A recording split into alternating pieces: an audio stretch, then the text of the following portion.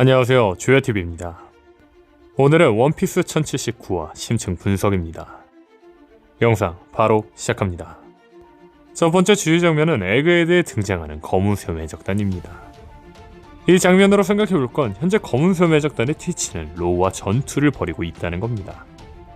현재 검은수염 해적단이 에그헤드에 등장했다는 건 티치가 로우를 제압하고 에그헤드에 등장했다는 걸 의미하는 걸까요? 저는 단연코 아니라고 생각합니다. 이번 최종막에서 등장하는 검은수염 해적단에게는 특징이 있습니다. 그건 바로 검은수염 해적단 전체가 한 번에 움직이는 게 아니라 여러 명이 나누어 움직이고 있다는 거죠. 구장과 바노거는 푸딩을 납치하러 토트랜드로, 티치와 바제스, 도쿠큐, 그리고 푸딩을 납치한 바노거는 포네그리프 사본을 갖고 있는 로우에게. 그렇죠, 현재 검은수염 해적단은 각각 자신들의 임무를 나누어 수행하고 있다는 겁니다. 즉, 이번에 나타나는 검은수염 해적단은 지금까지 등장하지 않았던 시류, 라피트 등의 인물이 등장할 확률이 매우 높다는 겁니다. 다시 말해 티치 로우 대결과는 별개로 시류, 라피트 등이 에그헤드에 등장할 거라는 거죠. 그렇다면 왜 검은수염 해적단이 에그헤드에 등장하는 걸까요? 이는 티치의 계획이기 때문이라고 생각합니다. 이번 최종막에서 검은수염 해적단의 특징은 앞서 말한 것처럼 몇 명들이 티치의 지시하에 따로 나눠 움직이고 있다는 겁니다. 근데 그 움직임이 심상치 않은데 한 팀은 각성하면 원피스의 위치가 적혀있는 포네그리프를 읽을 수 있는 사만족 푸딩의 납치, 또 다른 한 팀은 원피스의 위치가 적혀있는 로드 포네그리프 사본을 갖고 있는 로우의 적단 습격입니다. 그렇죠, 현재 티치는 원피스를 갖기 위해 각각 그룹을 나누어 움직여 계획을 실행하고 있다는 겁니다. 다시 말해 검은수염 해적단이 에그헤드에 등장한 건 역시 원피스를 얻기 위한 계획의 일부일 확률이 매우 높다는 거죠. 그렇다면 검은수염 해적단은 에그헤드에서 어떤 걸 가지러 온 걸까요? 가장 가능성 있는 건 포네그리프를 읽을 수 있는 로빈의 납치, 혹은 원피스와 관련 있는 고대 왕국에 대한 많은 정보를 알고 있는 베가펑크의 납치일 겁니다. 물론 현재 각성하며 포네그리프를 읽을 수 있는 사만족 푸딩이 있는 만큼 로빈의 납치는 아직 현실성이 떨어질지 모릅니다. 다만 분명한 건 사만족 푸딩이 각성해야 포네그리프를 읽을 수 있는데 현재 푸딩은 각성을 하지 못했습니다.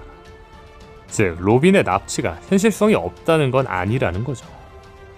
게다가 밀짚모자 동료 떡밥상 로빈의 이탈은 이미 예상되고 있는데, 그 떡밥의 실예로 우섭은 땡땡번째 동료라는 제목이 나온 적이 없었지만 동료가 된 뒤 한참 뒤에 프랑키와 함께 워터 세븐 편에서 세 번째, 일곱 번째라는 제목이 나왔습니다. 아마 오다쌤은 우섭이 이탈한 뒤 다시 동료가 된다는 떡밥 때문에 동료가 된 이후에도 세 번째 동료라는 제목을 넣지 않았던 걸로 보이죠. 즉, 지금까지 땡땡번째 동료라는 제목이 나오지 않은 로빈 징배 초파는 언제든지 동료 이탈 가능성이 충분하다는 겁니다. 그렇다면 우리가 생각해볼 건 과연 검은수염 해적단은 로빈 혹은 베가펑크 납치를 성공할까요? 저는 무조건 성공할 거라고 봅니다.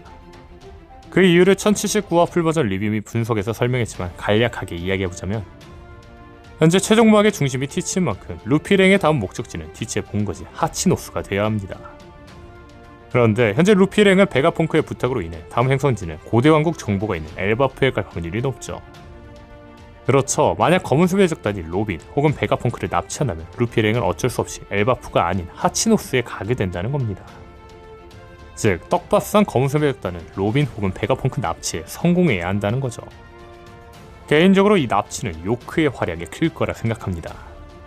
이번 1079화에서는 아주 주목할 만한 포인트가 하나 있었는데, 그건 바로 세계정부가 요크를 없애려 한다는 걸 요크가 눈치챘다는 겁니다. 요크는 세계정부가 자신을 죽이려는 걸 알았는데도 요크는 당황하지 않고 자신의 작전이 있다고 하죠. 그런데 마침 검은수염 해적단이 등장한 걸로 와, 요크의 작전은 요크가 검은수염 해적단에게 붙는 거 아닐까요? 즉, 요크의 작전은 베가펑크 혹은 로빈을 검은수염 해적단에게 넘기고 검은수염 해적단과 함께하는 거죠. 또한 이 납치에서는 투명 열매를 먹은 시류의 활약도 클 거라고 생각합니다. 물론 혹자들은 투명 열매는 견문색이 있으면 볼 수 있는 거 아니냐 생각하실 겁니다. 저는 견문색이 있어도 투명 열매를 사용한다면 능력자를 볼 수 없다고 생각합니다. 그 실예가 견문색이 있는 도플라밍고는 모리아와 함께 투명해진 압살롬을 눈치채지 못했다는 겁니다. 아마 투명 열매는 견문색으로 느낄 수 있는 기척까지 투명해지는 능력이 아닐까 싶네요. 만약 제 가설이 맞다면 이 과정에서 조로 대 시류가 나올 거로 보이는데, 현재 시류가 조로의 마지막 상대 혹은 그전 상대인 만큼 이번엔 조로가 투명해진 시류를 상대로 고전하지 않을까 싶습니다. 다만 추후에 조로가 시류를 제대로 상대할 때는 기척이 없어진 시류를 어떤 방법으로 제압하는 모습이 나오지 않을까요? 개인적으로 그 방법은 조로의 감은 눈이 아닐까 싶네요. 다음 주 장면은 정말 멋진 캐릭터로 묘사되는 샹크스입니다. 이번 1079화에서 샹크스의 사나이 적이 약한 걸로 유명하다고 나오는데, 샹크스의 사나이 적이 약한데도 샹크스의 사나로 있는 이유는 샹크스의 사나는 샹크스가 지켜주기 위해 깃발을 준 거였기 때문이었죠. 또한 샹크스는 럭키로가 선원들끼리 키드의 적단을 상대한다고 하자 키드가 생각보다 강해진 것 같아 자신이 상대한다고 합니다. 아마 강해진 키드에게 혹시나 선원들이 다칠까봐 자신이 상대한다는 걸로 보이죠. 그리고 샹크스는 키드가 와노쿠니의 부상에서 회복했는지 야솝에게 확인하는데 야솝이 괜찮아 보인다 하자 샹크스는 그럼 됐지만이라고 말합니다. 샹크스 대사의 의미는 부상당한 상태에서 자신의 공격을 맞으면 죽을 수도 있어서, 혹은 부상당한 상대를 상대하기에는 정정당당하지 못해서 확인하는 걸로 보이죠. 이번 1079화에서 오다스는 샹크스를 정말 멋있고 좋은 캐릭터라고 강조하는 걸로 보입니다. 한 작품에서 작가가 누군가를 좋은 캐릭터라고 매우 강조하는 이유는 세 가지입니다. 첫 번째는 단지 정말 이 사람이 좋은 캐릭터라고 강조하고 싶다. 두 번째는 정말 좋은 캐릭터지만 실제는 나쁜 놈이다. 즉 임팩트 있는 반전을 주기 위해서라는 거죠. 사실 얘가 정말 좋은 사람이지만 나빴던 블리치의 아이젠 소스케겠죠. 세 번째는 사람들이 이 좋은 캐릭터에게 더 빠지게 만들게 한 뒤 죽음을 보여주며 사람들에게 더 큰 슬픔을 준다일 겁니다. 개인적으로 세 가지 가능성 중 저는 세 번째, 샹크스의 죽음을 더 임팩트 있게 만들기 위해서가 아닐까 싶습니다. 22년 8월 영상에서도 말했지만 샹크스에게는 아주 큰 특징이 있습니다. 그 특징은 103권을 기준으로 각각 5권의 표지에 등장했는데, 여기서 주목할 건 샹크스는 이 5권의 표지에 티치와 함께 등장했다는 거죠. 심지어 23년 3월 기준으로 105권이 나왔는데 105권에도 샹크스와 티치는 함께 등장했습니다. 아마 오다스는 이 둘의 연관성에 대해 떡밥을 남겨놓는 걸로 보이죠. 그렇다면 여기서 주목할 건 정상결전입니다. 정상결전에서 샹크스는 티치에게 말합니다. 어떠냐 티치, 아니 검은 수염. 이에 티치는 답합니다. 그만두지, 원하는 것은 손에 넣었어. 너희들과 싸우기에는 아직 시기가 이르다. 이처럼 티치와 샹크스는 싸움이 예고돼 있습니다. 다만 여기서 주목할 건 티치는 원피스의 주인공 루피의 상대며 샹크스는 루피의 조력자라는 겁니다. 사실 이 부분은 너무나도 클리셰입니다. 주인공의 조력자의 상대가 주인공의 상대라면 주인공의 조력자는 악당에게 죽고 그 악당을 주인공이 각성하며 물리치는 그림이 정석적인 클리셰이죠. 이러한 이유 때문에 많은 사람들은 샹크스가 티치에게 죽고 루피가 티치에게 복수를 하며 승리할 거라 생각합니다. 그렇죠. 클리셰대로 흘러간다면 추후 샹크스와 티치의 대결이 나온다면 샹크스가 죽음을 맞이할 거라는 겁니다. 그렇다면 여기서 주목할 건 샹크스의 죽음 떡밥입니다. 분명한 건 오다스는 표지에서 많은 떡밥을 줍니다. 실예로 정상결전에서 에이스가 죽기 전 표지에서 루피가 에이스 카드와 해고를 상징하는 카드를 보여주며 에이스의 죽음을 암시하기도 했죠. 즉 표지 속 떡밥은 무시할 게 아니라는 겁니다. 앞서 말한 것처럼 표지에서 샹크스의 죽은 떡밥이 여러 번 나오는데, 표지에서 샹크스의 바지에 해골이 그려져 있다든지 바르톨로메오가 샹크스의 상징인 해적기를 태워버린다든지 등을 통해 죽음 떡밥이 나타나기도 했습니다. 그런데 이번 1079화 표지에서도 샹크스의 죽은 떡밥은 다시 또 나타났습니다. 1079화 표지는 태양을 상징하는 루피가 태양을 항상 바라보는 해바라기 옷을 입고 해바라기에 물을 주고 있습니다. 그런데 여기서 주목할 건 사자가 이 물을 맞으며 우울한 표정을 짓고 있다는 거죠. 근데 아시는 분은 아시겠지만 샹크스의 상징 동물은 사자입니다. 그렇죠. 이 사자가 우울해 보이는 이 표지는 샹크스에게 안 좋은 일이 생긴다는 떡밥이 아닐까라는 겁니다. 아마 그 일이 샹크스의 죽음이 아닐까 싶네요. 그런데 여기서 생각해볼 건 1079화에서 나온 샹크스의 강함이 역대급이라는 겁니다. 이번 1079화에서 키드는 샹크스의 기술 카무사리를 일격에 맞고 기절했습니다. 심지어 어머하로 근처에 온 킬러까지 당해버렸죠. 그런데 키드는 와노쿠진이 전에서 같은 사왕 빅맘의 공격을 맞고도 한 방에 기절하지 않았습니다. 게다가 현재 키드와 비슷한 무력을 가진 로우는 사왕 티치를 상대로 어느 정도 싸움을 하고 있는데, 키드는 티치와 같은 사왕 샹크스의 공격 한 방에 당해버렸죠. 이번 1079화에서 확실하게 알 수 있는 건 샹크스가 티치보다 강하다는 겁니다. 그렇다면 앞서 말한 것처럼 샹크스가 티치와의 싸움에서 죽는다는 건 말이 안 됩니다. 정말 샹크스가 죽는다면 아마 티치가 정말 비겁하게 샹크스를 죽이지 않을까 싶네요. 예를 들면 검은 수염의 적단 10명이서 흰 수염을 죽인 것처럼 말이죠. 다음 주 장면은 검은 수염 티치의 정보를 확인하는 샹크스입니다. 샹크스는 티치가 와노 쿠니에 나타날 거라고 생각했다고 합니다. 그렇죠. 샹크스가 티치에 등장한 이유는 티치가 와노 쿠니에 등장할 거라고 생각했기 때문입니다.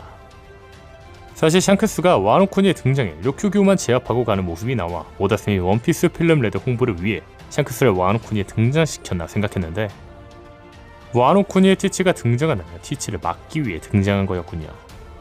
그렇다면 샹크스는 왜 와노 쿠니에 티치가 등장할 거라 생각했을까요? 저는 티치가 원피스를 찾기 시작했다는 걸 샹크스는 알았기 때문이라고 생각합니다. 즉, 샹크스는 티치가 산선장에게서 로드 포네그리프를 뺏으러 와노 쿠니에 올 거라고 생각했다는 거죠. 그렇다면 여기서 주목할 건 샹크스가 와노 쿠니에 등장할 당시 했던 대사입니다. 샹크스는 벤베크맨에게 말합니다. 슬슬 원피스를 가지러 가볼까? 그렇죠. 이 대사의 의미는 샹크스는 티치가 이제 원피스를 가지려고 움직이는 걸 알았고 티치가 원피스를 못 갖게 하기 위해 이 대사를 했던 거 아닐까요? 다음 주의 장면은 댐드 펑크를 사용하는 키드입니다. 여기서 주목할 건 키드의 무기에 적혀있는 숫자 117입니다. 재미있는 건 117화의 제목은 도리와 부로기이며 도리와 부로기가 등장한 화입니다.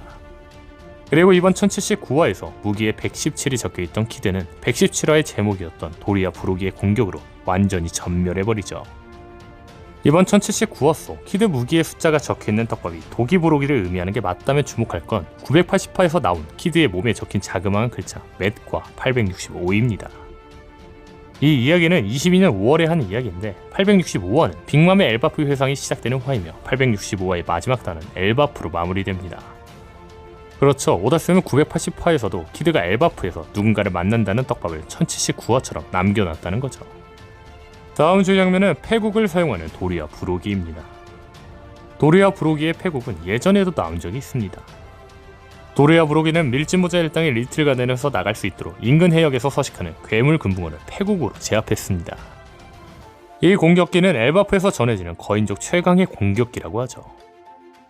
그런데 재밌는 건 이 공격기가 카이도 빅맘이 사용했던 패회와 비슷하다는 겁니다. 확실히 빅맘이 엘바프 출신인 만큼 비슷한 기술을 사용하는 걸로 보이죠. 그런데 카이도는 어떻게 이 기술을 쓰는 걸까요? 다음 주 장면은 카모사리를 사용하는 샹크스입니다.